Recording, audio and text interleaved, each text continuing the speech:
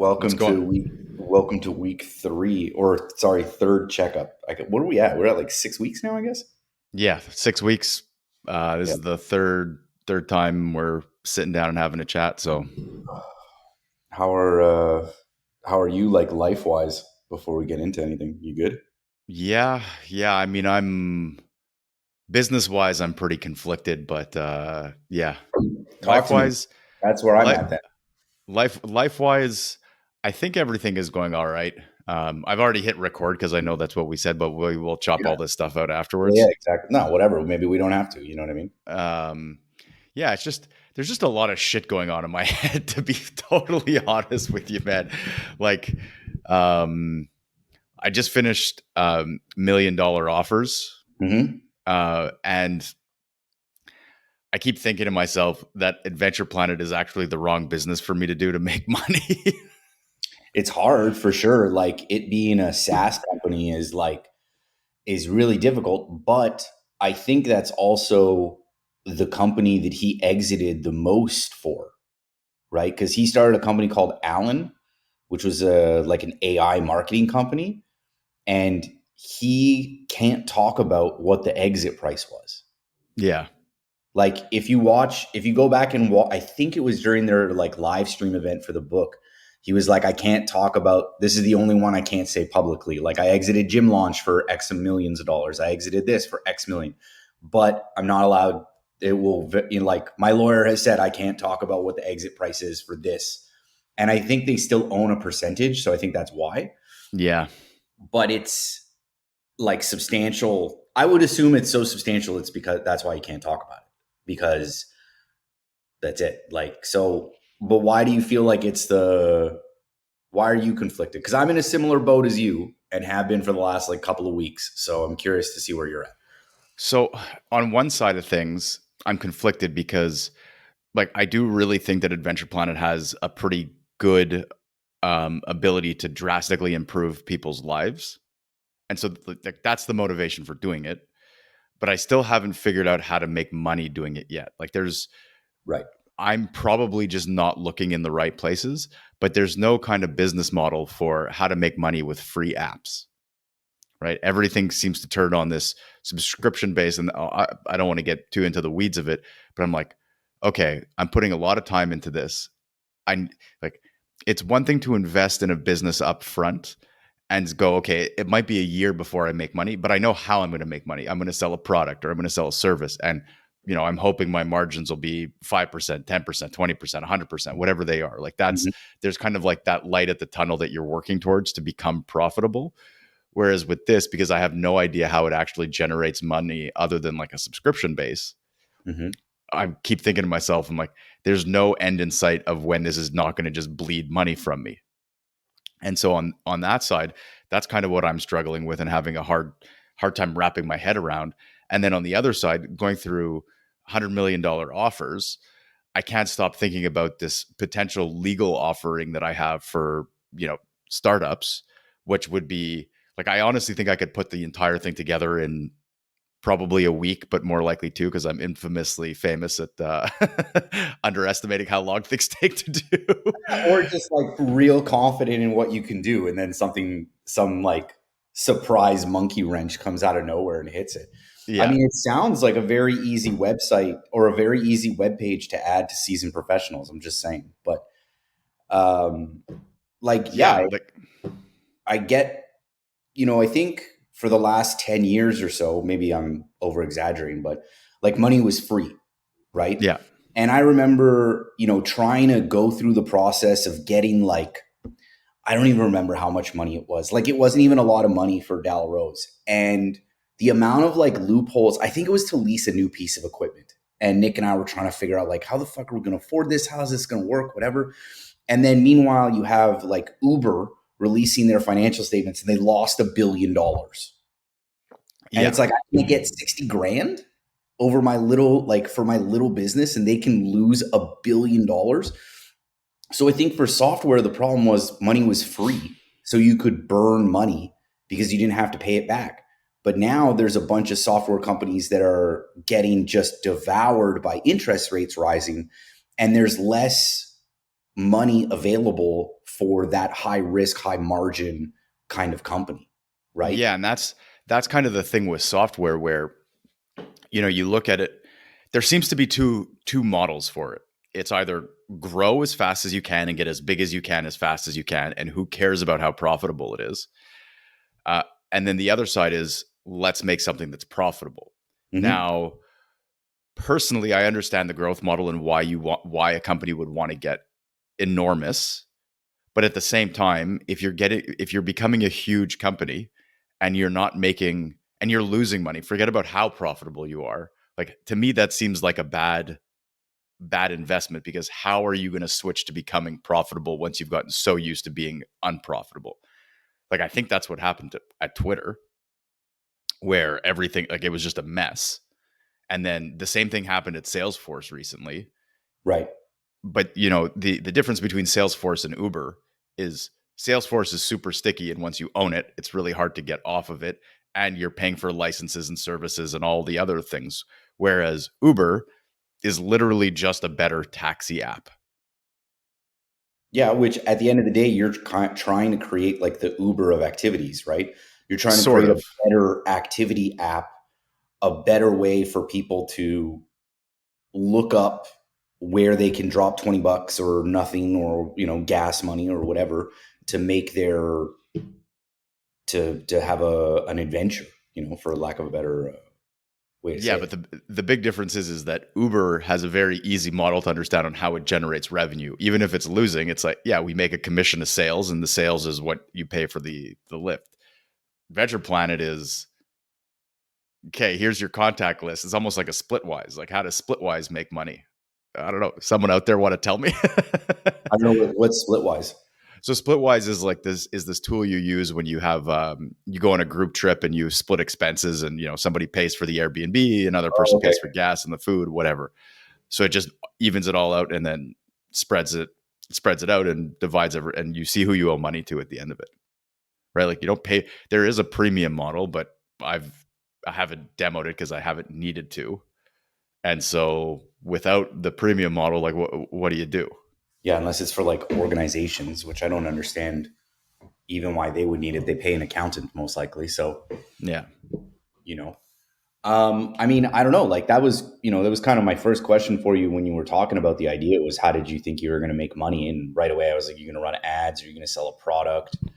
I guess one thing you could do which might be, is like it's like a whole other business, but you could run the events, Yeah, I don't right? want to do that. There's Like you could, that market's already saturated. That's not the problem that I'm trying to fix.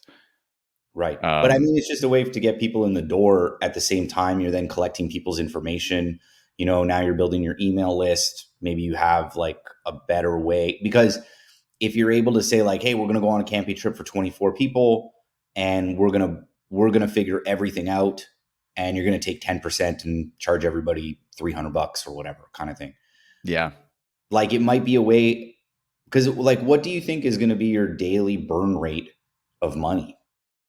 I don't know yet. We're still figuring out exactly how we build it. Like it's AWS. The first year for a lot of the services are free, and then it has a lot to do with how many users you have on the platform. So it's very hard. Like I'd love to have 10,000 users on the platform within a year because that's when you kind of cross a threshold into being able to get advertising on there. But also that information isn't really clear.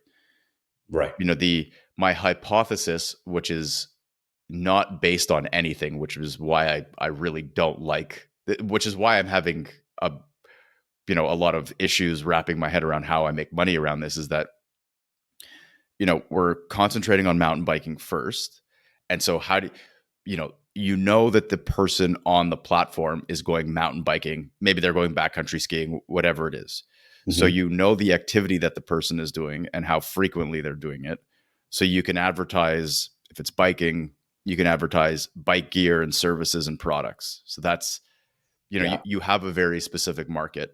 You can also advertise things that are incidental to mountain biking. So you could have um, a brewery or a coffee shop that is like, hey, buy one, get one free Mm-hmm. or, you know, you guys are meeting at 7 o'clock on a Saturday morning to go for a bike ride, meet at this coffee shop as your starting point, and, the coffee for your buddy is free. So it gets traffic in the door. So the data is very specific and very useful if it's targeted properly. And the complete opposite of that is Duolingo. Like, I use Duolingo to keep up with my Mandarin, Mm-hmm. and I get ads about sending money to accounts in a Mexican bank. Like, I'm not learning Spanish.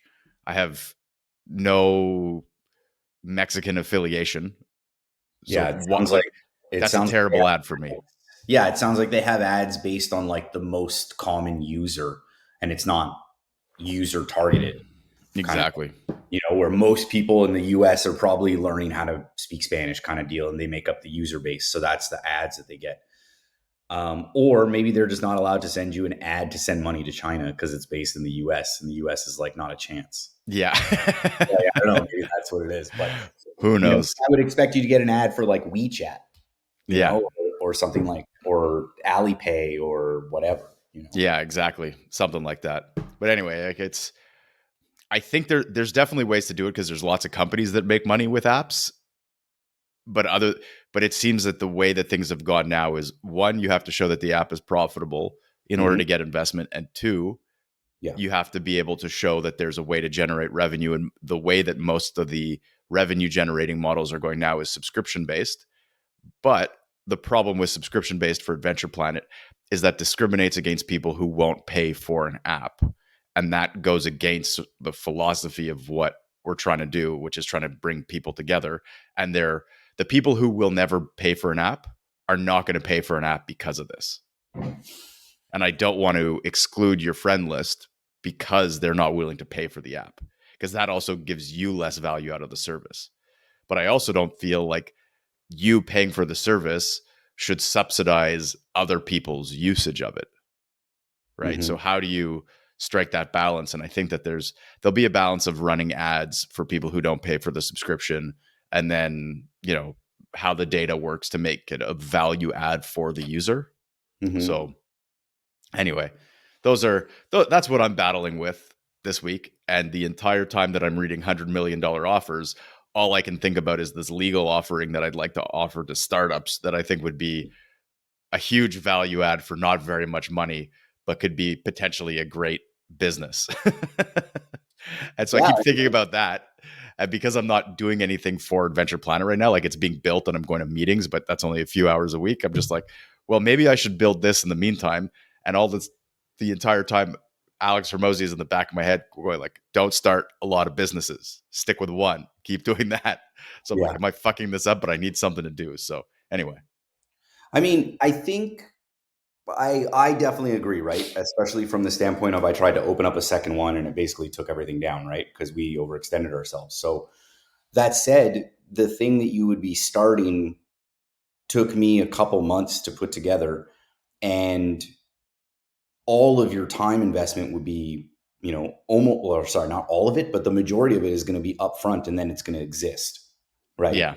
So in terms of what you could do, is you absolutely could do something similar to what I'm trying to do, and you're building a landing page, you're reaching out to people, and trying to figure out what, like, my thing that I'm running into, and I think this is the problem I see with Adventure Planet, because the whole idea is this, is going back to Hormozy, because I'm drinking his Kool-Aid, him and Layla's Kool-Aid pretty hard, No, you and me is both, my friend. I'm having it 3 times a day.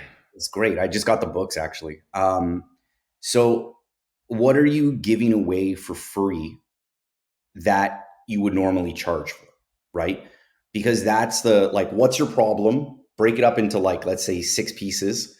What's a piece you can give away for free that you could then charge for the other five incrementally? Or how many pieces could you give away for free because they're so easy to execute and they answer questions but highlight other problems, right? That's where I was starting with the idea of putting together cash flows for people that are just like a very basic template to be like, hey, you want to open up a cafe? Cool. Do you realize you have to make $500,000 a year to break even? No.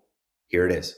Take a look. This is Yeah. what it is, what you got to expect, this kind of thing, right? That I want to give away and I want to have multiple versions of it and give it away so somebody can download it and say like, oh, I want to open up a pizzeria. Okay, this is for the most part the math on a cafe, ice cream, pizza place. It's almost all the same because your price point for your one unit is about $5 to $6. And then you want to get someone to be about $15 a person, right? So Yeah. my free item is that cash flow sheet. Your free item is the app. Yeah, exactly. So, like, what comes after the app? And that's the most expensive thing that you have to build, right? Whereas if you're doing something based in offering services for startups like legal advice, that's incredibly easy for you to put together because it's templates. Yeah. Once you've made all the templates, you can make like you could make or outline the process on how to properly legally set up a partnership, like corporation agreement, everything, and be like, here, take it for free, guys. Like, this is it. Then someone's going to use it. They'll probably either they'll be like, hey, I'll hire you as a lawyer and have you go over the whole information, or they'll take it to their own lawyer and be like, hey, I have this. Does this save us any time? Yeah. Or maybe somebody just needs a piece of paper. The problem is that like it's legal. So if you make a mistake, there are probably like massive implications. Whereas if I make a mistake in a cash flow sheet, it's like, oh, sorry guys, like change this value and I gave it to you for free. I didn't give you advice that you enacted. Uh, you didn't have to act on what I gave you. Whereas you would be giving something and be like, let's create a company with these rules, kind of thing. Yeah, exactly. And, that changes from jurisdiction to jurisdiction, which makes it way more complicated, which is why you have to have lawyers all over the place, right? Yeah. But what I'm thinking about doing right now is basically just because this is my bread and butter and I learned how to do this attraction really well. And this is what I'm talking about we'd be able to do in a week. You take the documents that you need to sell to clients for a startup providing services, right? So it's a very specific defined market. And what you have is, if you look at the sales cycle, some clients require having a non-disclosure agreement. So you have a non-disclosure agreement template. Then what you would need is the two documents that go together, which is your master services agreement and your statement of work. So the overarching agreement that governs all the terms that you're not going to put in your statement of work. And then you have your statement of work, what you're going to provide. And then you have a change order. So you can have all those templates put together and just say, here's the free offering. Here's everything you need to start selling to clients. And this is going to give you a good foundation. I'd have to have a big disclaimer on it saying, hey, this is not legal advice. These are templates. They need to be customized for your specific business. But this is your starting point, and it'll give you a framework. Yeah. Because a lot of small businesses have this thing where they're not big enough to have a full-time lawyer. Like, that's too expensive. Yeah. Then they use lawyers occasionally, but the lawyers that they use are usually from a bigger firm and they're expensive to use on an hourly basis. So they don't want to use them for a deal. And then what they use the lawyers for is that master services agreement because it's got all the really technical legal things, which is very important to have in place because that, for a whole bunch of reasons I don't need to get into. But the real thing comes into their statements of work. Like, if you look at it, because the vast majority of your contracts that you sign with a client are never going to court. Like, if you round it up, it's 100%. From my experience with Traction, we had 2 court cases the entire time I was there, and one was just not for payments. Right. Right? Like, in terms of sales deals. So how do you set a company up so that they're ready for success when they provide the services? Because a lot of, like, all these service companies, they know how to provide the services, but they don't know how to draft a statement of work. They're really good at the technical things, but they miss a whole bunch of things that are really important for project success. And the purpose of a statement of work is for everyone to understand what they're buying. So the free offering is those documents that let you have from start to finish with your project to sell to a client. So NDA, master services agreement, statement of work, change order. Those are all the documents you need.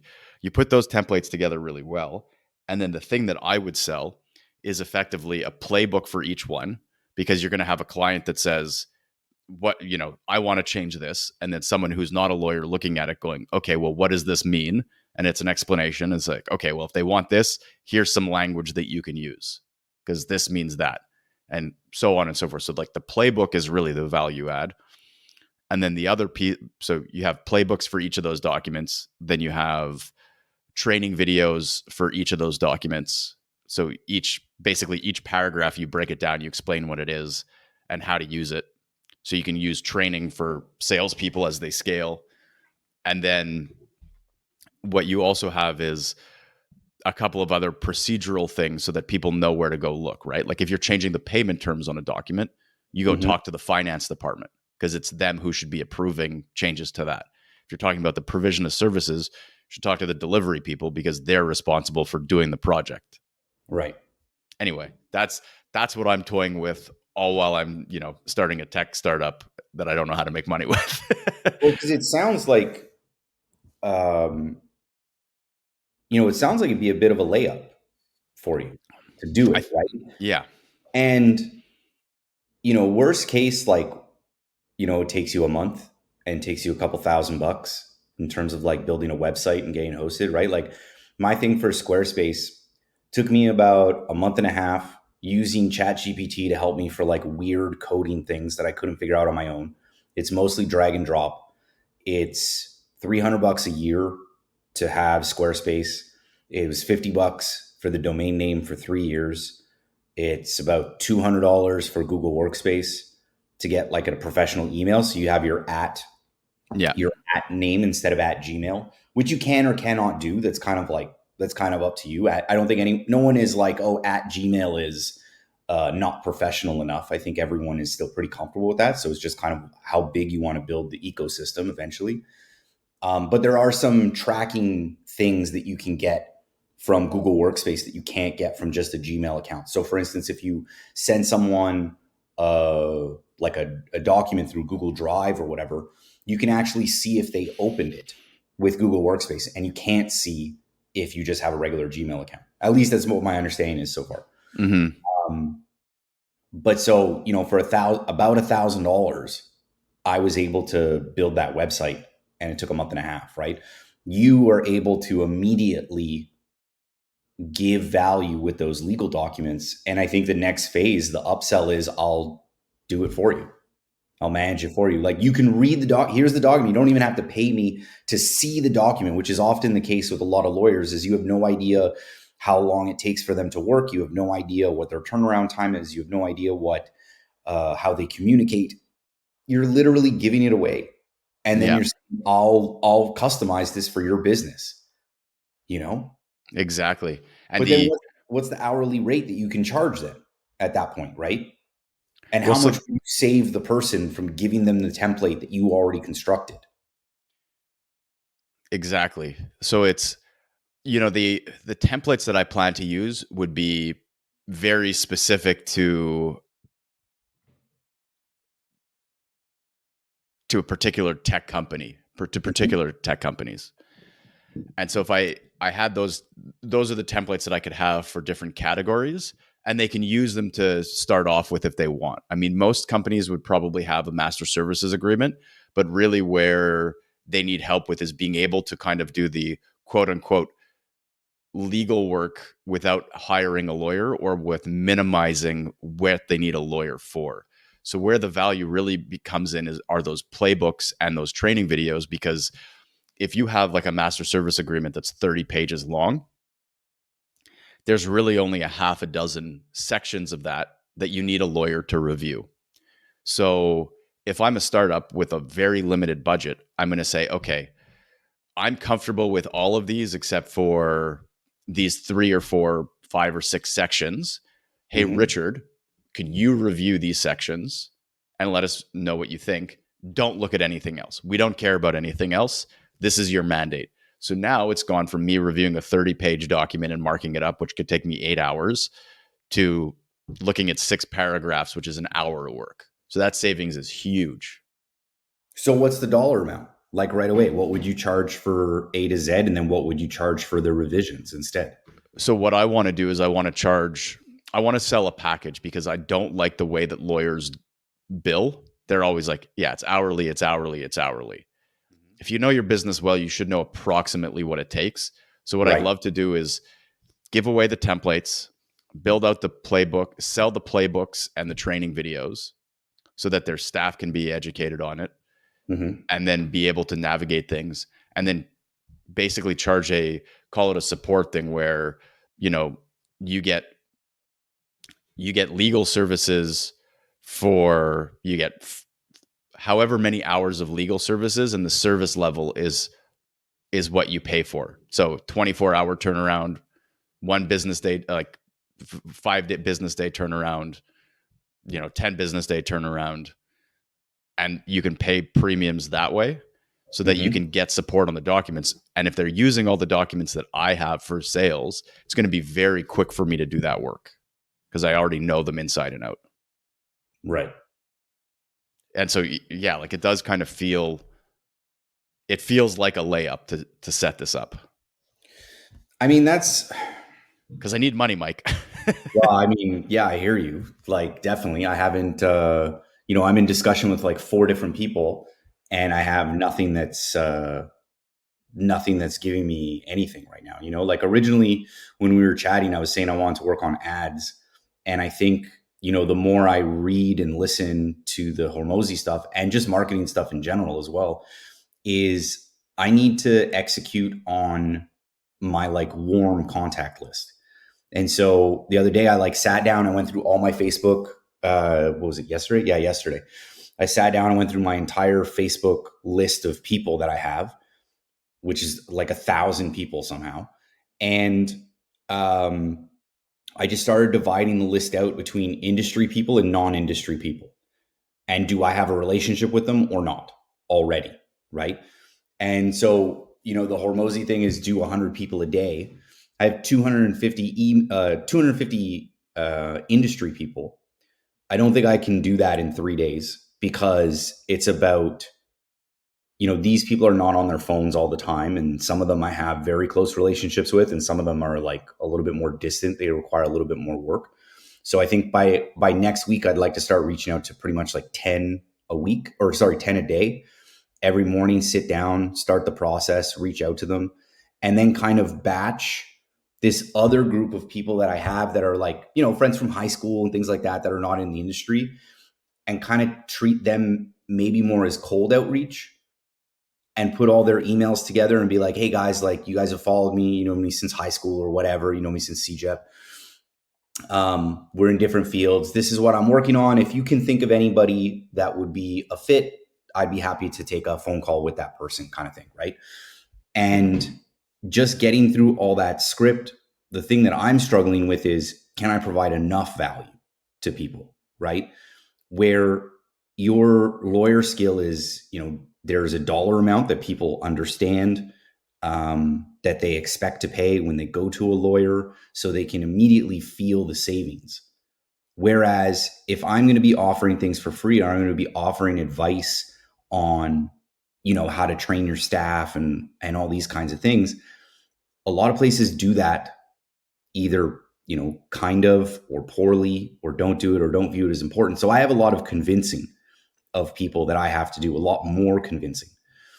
That said, in the preliminary conversations I've had, a lot of people have been really open to it because they don't want to do it, right? They want somebody else to do this work because this is the hard stuff. Yeah. So what I've been trying to do is to get my brain around it is, if I was going to be hired at another restaurant, or if I was going to start another restaurant, how would I do it every single time, right? If I was to go take over, you have a restaurant and you need a new chef, and I come in, what's the first thing that I'm going to do? How am I going to approach all that stuff? And then breaking that down into like little programs, you know? So I think that for me makes it easy to be like, oh, I'm translating my skills. Now I have to learn how to market and sales and all that other kind of stuff. And I'm not necessarily offering legal advice, but I think that's how it'll become a layup for me, is that I'll be able to leverage all of that experience, you know? Yeah. Yeah. I mean, I think that's the right way to do it because when I was going through Hormozy's $100 million offers, I'd go through a chapter and then I would try to do it for Adventure Planet. And I was having a really hard time. So I started doing it for something that I know, which Yeah, is this legal stuff. And so I think that that's like nobody learns to swim by reading a book. And exactly. by getting your, exactly what he says, you've got your warm leads and your cold leads. But if you can start getting into a coffee shop, you can start getting into a restaurant, you can start trying everything that you're doing and moving that way. So that makes perfect sense. Remind me, actually, I have an acquaintance in Vancouver who's opening up a coffee shop. I'm happy to reach out to him if you want, and I can introduce you in a phone call. Yeah, 100%, man. My goal isn't to do exclusively Quebec. You know what I mean? Like my goal is to go as wide and as far as I can. One of the things that I like, look, like I'm basically taking gym launch and trying to turn it into restaurant launch in a different way, right? How can I give fundamental things? Like I'm not, unless you want help doing that, I'm not going to come in and tell you what the restaurant should look like. I'm not going to tell you, how many seats you should have or whatever, unless you want advice on that kind of stuff. But I think the majority of what I can offer is how to train your staff properly, think about what your daily burn rate is going to be and also how much money do you need to make, how much do you want to make, forecast that into the future, and how to control your food cost, right? Which I think a lot of people don't know how to do, especially if they're just getting into the game, Yeah. right? I think we talked about it last week. Like it's surprising how little money you actually take home on the sale of croissants, as an example, or pastries, right? You throw a couple of them out a day, that's it. your Yeah. your couple of dollars are gone, right? So you have to try to run out, but you also have to play the balance of it has to be full so it's attractive for people to purchase. There are other ways, there are some fun things that you can do, like you can give stuff away to people. Like I saw recently on TikTok, there's this woman that has like she had a bakery, excuse me, I think it was a donut bakery, specifically, and they had like trays left over at the end of the day, right? And she just packaged them all up and gave them to the firehouse. She went to the fire station, filmed a thing of doing it with her daughter, handing donuts out to firemen. That's community building too, right? And that's Hmm. that's amazing because you're not throwing it out. Yes, you didn't make any money, but you can kind of fold it into like your marketing budget because you Yeah. didn't lose it. Like, yes, you didn't make any money, but I bet that fireman is going to come probably and buy a dozen from you at some point. And Yeah. if If you there's can just, them. if, I mean, it's the whole thing of reciprocity, right? If you're giving things away to people, you immediately create that form of goodwill. And I'm sure with the right data tracking stuff, it's like, hey, I'm going to sell 80 to 90% of my croissants before 11 a.m. And after 11 a.m., what do we do with them if there's 50% of them left?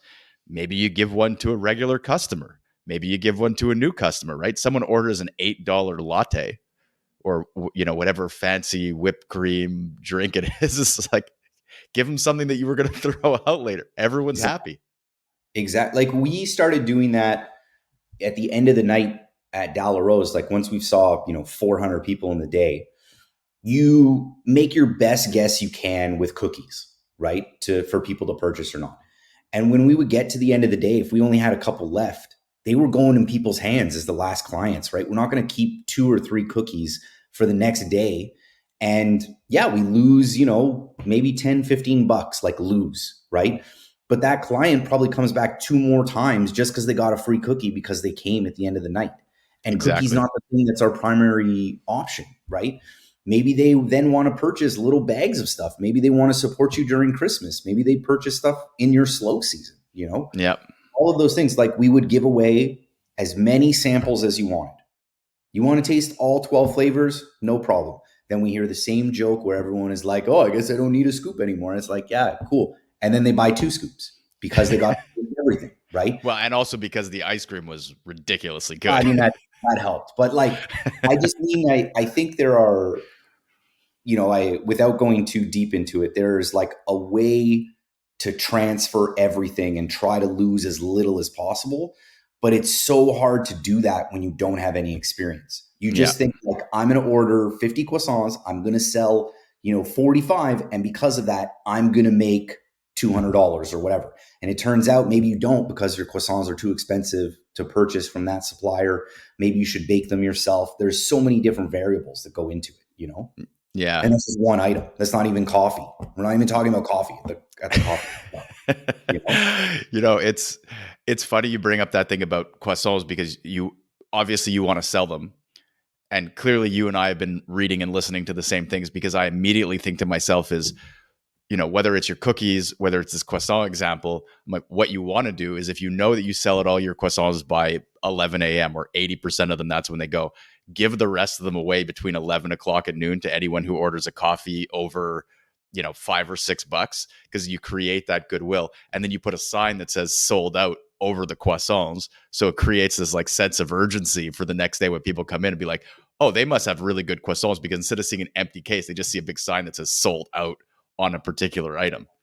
Exactly. And we had that issue because we had at first 4 or 5 different suppliers because we were trying to curate a menu of many different people from the city that were our friends that had the products that we wanted, right? But we were getting eaten alive by things like delivery charges and leftovers and things like that. So we had to consolidate down into just 1 or 2 suppliers. Because of that, we then needed to fill up our case with other products that those suppliers offered. So we started getting pistachio cannolis. We would have people come in at 3 o'clock and be like, I'll take a dozen. And it's like, well, we only have 8 left because we got them. Okay, well, can I have a dozen tomorrow and I'll come and get them?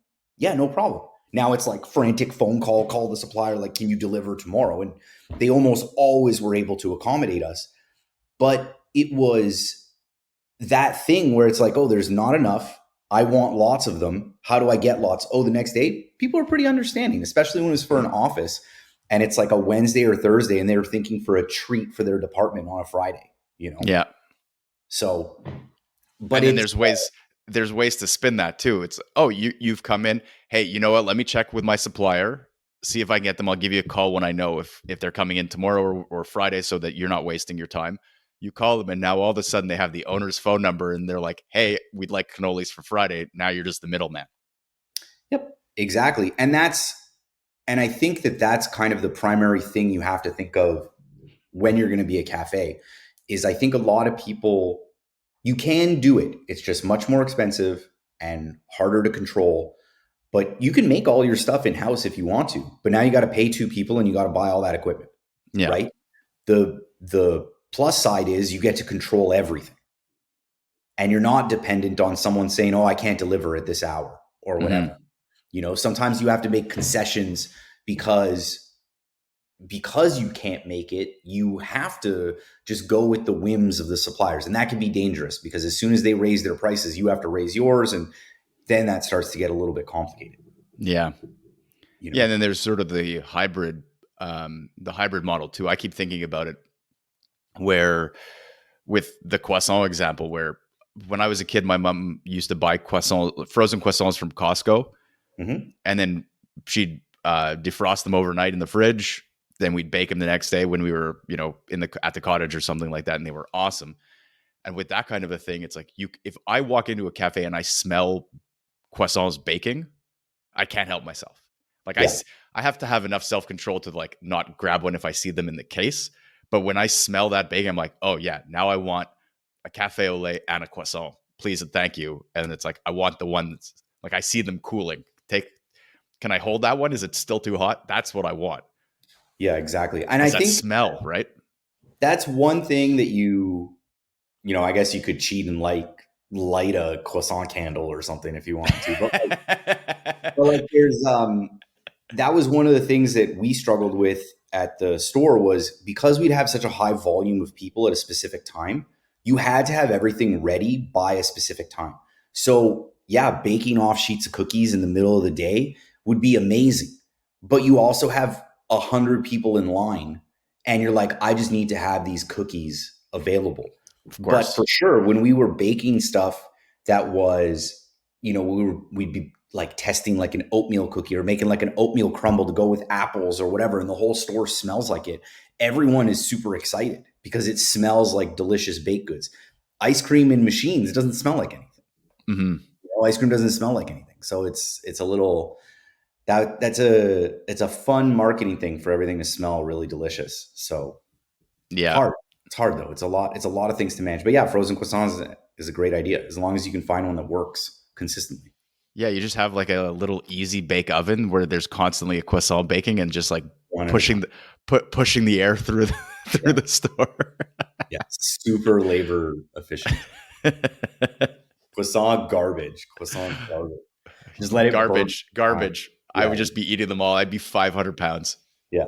No, I think so. Like, just to bring it back, like, I think that's where my layup is, right? Is to be like, hey, like, I did a bunch of this stuff. Ultimately, I think our cafe failed just because we went in too early during the whole COVID thing, and we had opened way later because we got dealt a really poor hand with our contractor, and we opened 6 months late, and we were paying rent and everything, and then that was it. We were just lease payments and everything, and COVID restrictions here in Montreal, and work from home orders. I think it was just too early, you know. So, but I think the math still works, and it's just you got to get so many people in the door per day, and they got to spend X amount of dollars, and but I definitely do struggle with like um, I'm not a professional financial advisor. I'm not a professional accountant. I just know how to do things within the scope of a restaurant and within the food industry. And this is a whole new career for me, right? So this is hard for me to think of how to sell those skills. And so I think it's not exactly the same, obviously, as Adventure Planet, but you're thinking like, how do you create money from this thing? And I'm thinking, how can I leverage my knowledge for money? It's very clear, I think, for uh, adventure lawyer, lawyer adventures, No. legal, Nobody legal, wants to go on adventures with lawyers unless it's Fear and le- Loathing in Las Vegas, legal and adventures. that's not my jam. It doesn't. But I just like I think with you having all those things bouncing around in your head, the thing that's constantly bouncing around in mine is I could just go back to a restaurant and slot back into that, like a wheel, slot back into a machine somewhere, and I could do it, and I know what I have to do and all those things. And I'm just trying as much as I can to document all of that knowledge so that I don't just go back to a restaurant, and I help people execute theirs instead, you know? Yeah. I mean, that's also my reality too, right? Is Yeah. if all of this stuff fails, I go back to being a lawyer. Yep. And so if Yeah. I go back to being a lawyer doing what I was doing before, I can have all this stuff scaled. Yeah. And I don't think, like, if you ever wanted to open up your own practice one day, right? Like, let's just say that's what happens or whatever. Setting up this framework means you can get some pretty green lawyers in early on to execute what it is, right? Like, you're trying to bring it down. You're trying to bring, lawyer speak down to the point where I could review it and come back to you and say, hey, this is what I need expanded on. Yeah. Go back and do it for me. And that's obviously a huge savings as a business owner. Of course. And it empowers the business owner to actually have a good conversation with their lawyer about what they're concerned about. It Yeah. also allows the legal department to scale. And so it's kind of a win for everyone before, because by the time you get a lawyer, everything is a mess, right? It's like any business. Yeah. It's all a mess Yep. except for exactly what you're doing. It's like make the sale, make some money, grow a little bit more. Like we can't deal with the rest of this. The one thing that it's this is kind of the big difference between practicing at a law firm versus practicing for a company. It's at a law firm, everything has to be perfect, right? You try to de-risk as much as possible. But when you try and de-risk as much as possible, what that does is it generally makes things commercially unreasonable for your client, right? So I get a set of terms from somebody who's trying to de-risk their whole contract. And I'm like, I won't sign this because even the things that are within your control, you're not willing to accept responsibility for, or you're only able to accept minimal responsibility. So what I'm going to try and do with these documents is make them as friendly as possible, where, hey, I assume my risks, you assume your risks. This is what happens if things go badly. And that's the end of it. So that we can not waste time negotiating these contracts Right. that are going to hopefully get put in a drawer and never looked at again. Because that's ultimately what happens. Could you, because I find that like in going through the sale of my previous business and everything, sometimes I just get bogged down in the language, right? Because there's so many things that have to be said, as you said, to de-risk, right?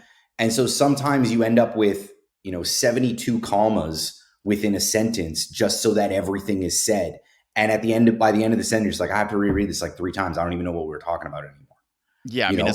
as far as I'm concerned, that is terrible drafting, because you're talking to a business owner. You and your business partner are signing a shareholders agreement, right? The agreement that governs the relationship between the two of you. Yep. If the two of you are signing something that you do not understand every single paragraph and what it means, then it's a bad document, because what that means is the only people who can interpret it are lawyers and in a court, which, it's great for a law firm. But when the reality is that when the two of you are having a disagreement about something and you go look at the shareholders agreement, it should be very black and white. It's like, this is what happens in this situation, and you should both be able to understand it. So it's like, you have to realize who you're drafting for and who the audience is. Like, are you drafting for other lawyers to read this? Because in some cases you are. Or are you drafting for a customer to read this? Or are you drafting for a business person and their customer to read it and be like, yeah, we understand it all. We are crystal clear. We're good to go. Because then how would you do that in a way where, I mean, right away, the first thing I would say is like just pump it into Chat GPT at a grade 3 reading level, and then everyone understands it. But does that language still de-risk enough to make the contract valid in that way? Or is there, I understand what you're saying, like it depends on who your target client would be or whatever, but at the end of the day, it's still a contract, so it still has to legally say certain things. Can you bring the language down far enough that the majority of people don't have to be lawyers to understand it, and have it still be worth the contract and still be legally binding? Yes. So there's basically three types of provisions in every legal document that Mm-hmm. is for a business. You have your business terms, you have your terms that are strictly legal, and then you have your, call them hybrid terms, which are a combination of both. So things like a business term would be payment terms. When do you have to pay your suppliers? Net 30, net 45. Right. What happens if you don't pay your suppliers? Is there an interest fee? Can they, like, what are their rights? Like, that's a business term that's not legal. The only time that that becomes legal is how you enforce it. So you take your payment terms, you've outlined that. That's very, very clear. So enforcement of it, that's now a legal term on how you enforce. Do you sue? Do you terminate the contract? Do you just stop providing services? Right? Or if it's a supplier for croissants, because we're both hungry and we both want to eat later, is it okay? We're going to give you net 30 terms because you're a your new customer. We want to have a good relationship with you, so it's a good faith gesture. Okay, if you miss payments, now you have to pay on delivery. And if you're really bad, then you have to pay before we deliver. Right. Right. So it's like, Sometimes that's like, as a cafe, continuing to use that as an example, you might have to do COD like for a month, 2 months until the business is going to trust you. Right. exactly. If you're giving them checks and they're bouncing in the first week, they're just like, forget it. You're on COD forever kind of thing, or Yeah. we're done. So I guess what I meant to say more was like, if you could, because I want to do this with the like free cash flows and things like that. I want the first one to be very, very user intuitive, right? Where there are text boxes that are highlighted and it's like, you enter the value here. Here's like our estimate of what that value should be, and it does all the formulas for you afterwards, right? But I want the next couple of levels of it to be the service that I can offer to break everything down further, right? So if we're continuing to use the cafe as an example, and you got to make $2,200 a day, means you make half a mil a year, which means you, if you consistently do that, you're going to be fine and you'll be profitable. Your break even is 1,600 a day, right? With 4 employees, including yourself, getting paid all the time. So since we know that that's what it is, what does that mean per person transaction that has to happen every day? How many people do you have to see in a month? All that kind of stuff. But I want to break that down as the second level, right? So can you do something where the first legal document is in plain English? That is like, this is what it is. You can then pay me to draft it for a lawyer or Yeah. as a lawyer. Because then everyone understands that, like, you're just taking the paragraph and you're now adjusting the language, as opposed to being given a lawyer level document that someone maybe can't read. Yeah, exactly. And that's effectively what I want to do in terms of rolling out where the multiple layers is. Like if you're looking at the Excel sheet that you're talking about, super simple. These are your basics, right? These are your 5 main points that you want to be worried about. I can do the same thing with a contract. Like, forget about everything else. This is what you're really concerned with. And Mm-hmm. then, all of it's important, but less so. It's like, okay, well, here's what we have for the Excel sheet. And then you can talk about what else goes into that piece that's important. So I think like what I'm going to do for mine is I'm going to create videos that talk about, like, here's your NDA, here's your statement of work, whatever. And I'm going to break down every paragraph and just talk about it and put those YouTube videos up so people understand the document if they want to know. They look at the document, they get an explanation of it, and it's just education. What is going to be valuable to them and is what I want to sell is, okay, now you have a customer negotiating this. What are the things that you go down the line for payment terms? What are the things you go down the line for limitation of liability? And so it Mm-hmm. sounds like to me, one of the things you could potentially do with this Excel sheet is, hey, here's this Excel sheet. These are your fundamentals. This is what you need to know. However, there's X, Y, and Z that goes into this that, that I'm selling or whatever it is. If you want more, click on the link or get in touch and we can Yeah. discuss. Let's book a call kind of thing. Yeah. Absolutely. Yeah, I definitely think I need to do a video of it to just kind of be like, hey, like, here's the free thing and here's how it works, and then allow people to play with it and kind of come back and be like, hey, I don't really understand this part. Like, how did you, like, why is food cost 30%? Yeah. Why can't we have food cost 20% kind of deal? And then going into explaining why that's the industry and standard. And even though everyone tries to target, 25, 27, why everybody hits 30, and generally it's just controlling waste and other things. But still, like, I think that's again, man, I think it's a real easy layup for you, and I would say, how many industries do you think that you could create the contracts for? Like, could you create an NDA for me? Could you create a service agreement for me, even though it's not a software, it's just an offer, it's a service offering? Yep. Because then now all of a sudden you just doubled, if not tripled, your pool of people that you can target, right? Yeah. But the thing is, we're going to start calling it according to Alex. According to Alex, the thing is you want it to be very specific. So what I'm going to do first, because one, I have warm leads in the area, is I'm going to create these documents for Salesforce service providers. Mm-hmm. That'll be one. Then I'm going to create it for Salesforce product providers. So people who are doing apps on there. And that's very specific, because I can charge something that would be higher if it was just generic. And then, as I get interest from other areas, I would design things with slight changes for each of those industries, or, it could be just standalone software. It could be apps. It could be whatever it is.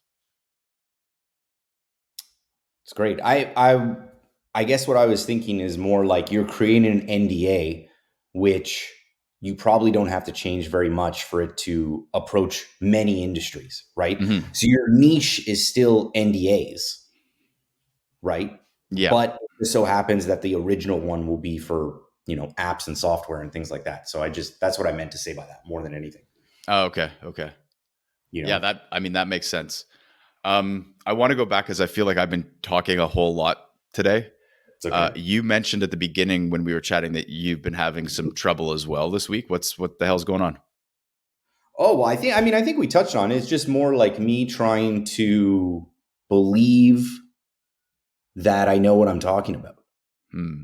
right? Like, and I mean that in a way where, again, if I was to go into a restaurant, I know exactly what I have to do. So, what's the difference from me going and getting hired to do this as like a yearly salary as an employee that's there versus putting that down on a piece of paper and educating somebody on how to do that, right? Yeah. Did, I did it for um multiple different jobs. When I was the chef, one of the first time that I was a chef, I was explaining to, first time restaurateurs or second time restaurateurs, why certain things were important, why a manager was important, why the staff needed to be trained a certain way, and so I guess for me, it's part of me thinks I need to just go back and do it for a bit to like reflex that muscle to give me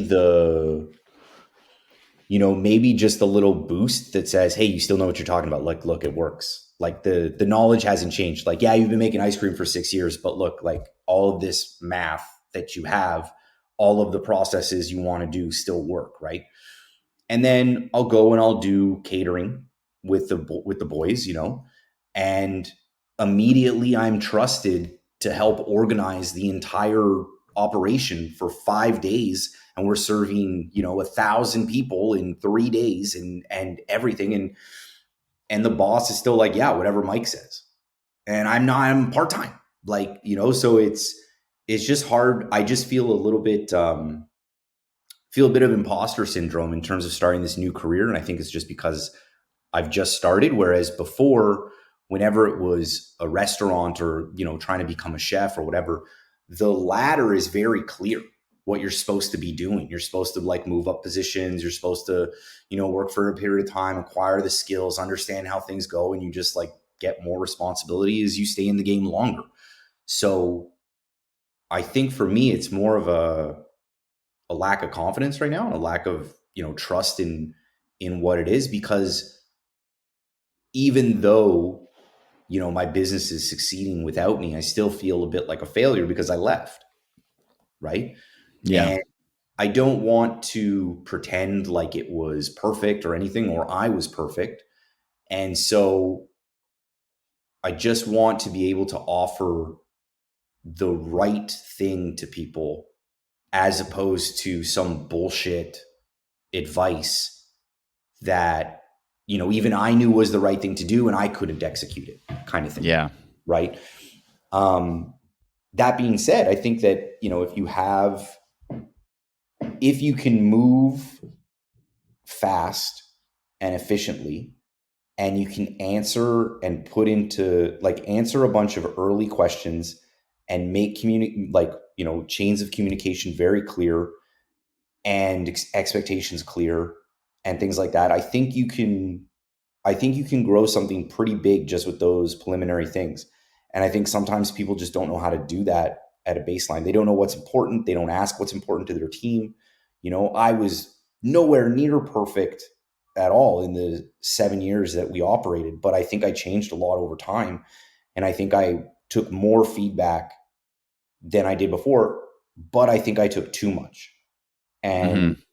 brought myself almost to a place of inaction because it was like, what does everybody want? As opposed to what do I think is the right way to do it? Yeah. It's important to give your clients what they want and things like that. But at the same time, sometimes your clients don't know what they want, No, that's why they hire you, right?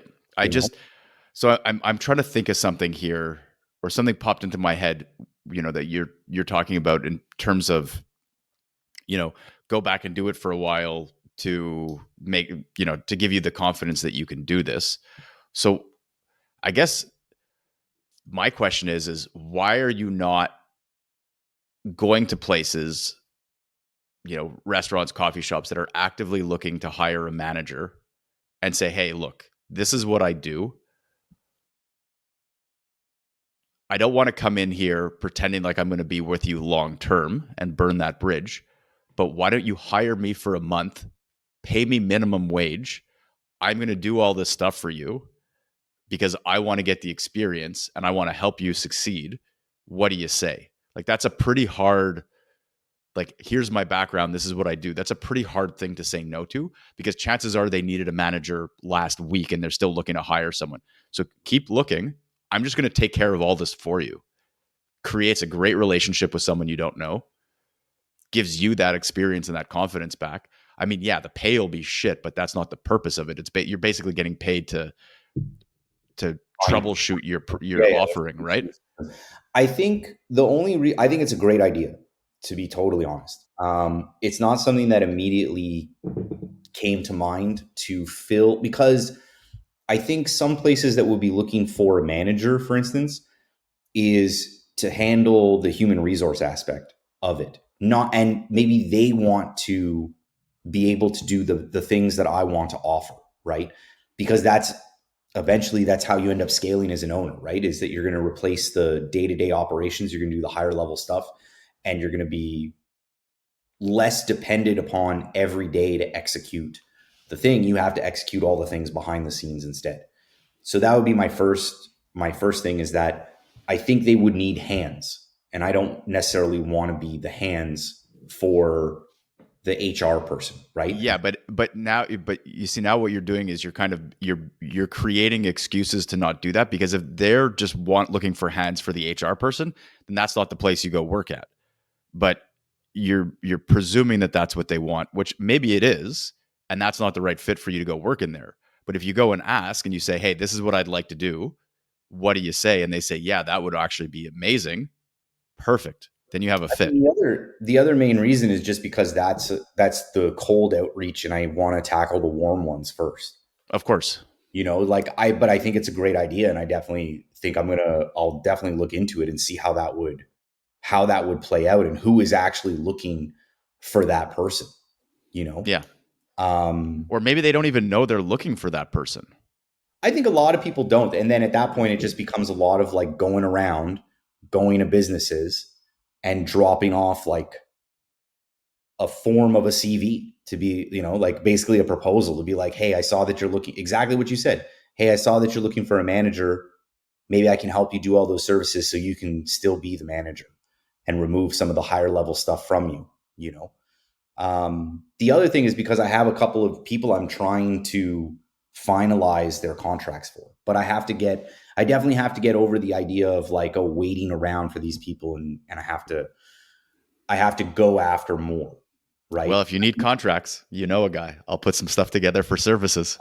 I mean, I will. It was part of my setup costs, was assuming, every time I would get a client, I would need to create a new NDA, a new service agreement, a new everything.